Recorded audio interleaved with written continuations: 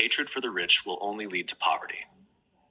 By Xuefeng philosophy teaches us that the principle of unity of opposites is universal in the cosmos. Every entity has its opposite. If there is an up, there must be a down.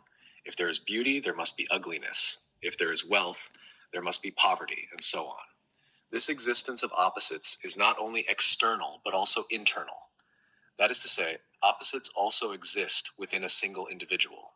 For example, if you despise wearing clothes, your only alternative is nudity. If you detest truth, you must embrace falsehood. If you hate men, your only option is to be a woman.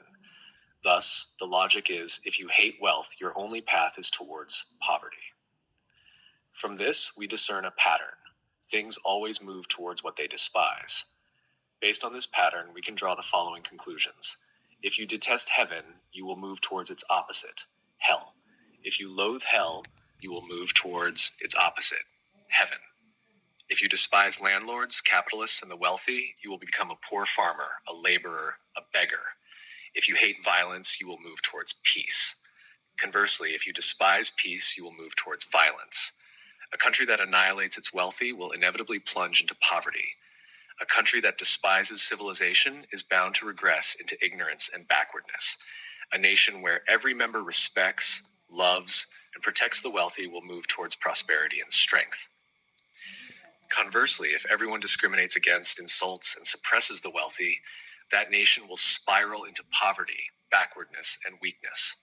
Similarly, a nation or country that despises those more affluent and civilized than itself is destined for poverty, isolation, backwardness, ignorance, and barbarism.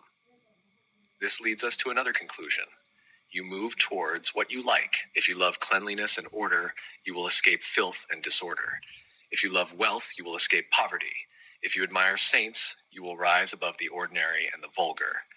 If you cherish freedom, you will escape enslavement.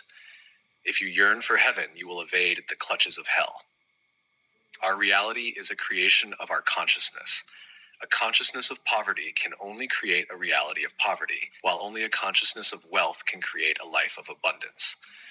Look at Israel and Japan, and then at Zimbabwe and Venezuela. The truth is self-evident. Do you want to live in heaven? If so, you must first possess the consciousness of heaven. How can you attain the consciousness of heaven? By looking at my descriptions of the heavenly realms of the millennium, the 10,000 years, and the blissful islands, one can cultivate the consciousness of heaven. If you don't believe in my descriptions of heaven, look at the reality of Earth's second homeland's production and living conditions. They, too, can nurture the consciousness of heaven. Without the consciousness of heaven, no matter how much you cultivate or struggle, you will never reach heaven. In summary, hatred for the rich inevitably leads to poverty. Our consciousness determines our current state and future. January 12th, 2022.